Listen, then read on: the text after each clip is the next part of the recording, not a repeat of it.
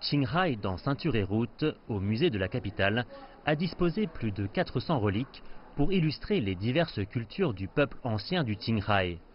Leur activité remonte à des milliers d'années. Beaucoup de ces reliques ont longtemps contribué à la nature multiculturelle de la civilisation chinoise. Une sculpture en or créée par des tribus nomades dans le nord de la Chine est exposée.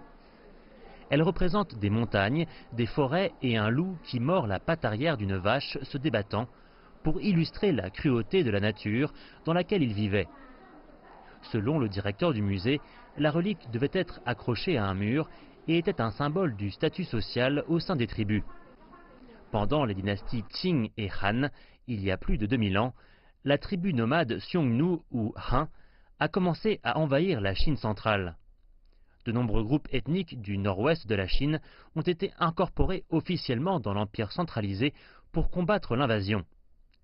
Des artefacts, dont des articles en poterie, en bronze et des accessoires en jade, montrent que plusieurs de ces groupes se sont installés dans la province du Qinghai et ont apporté leur culture avec eux.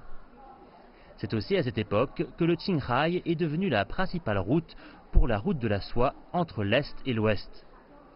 Un bon nombre de pièces anciennes dans la capitale provinciale Xining indiquent que la région est ensuite devenue un point commercial significatif le long de la route de la soie.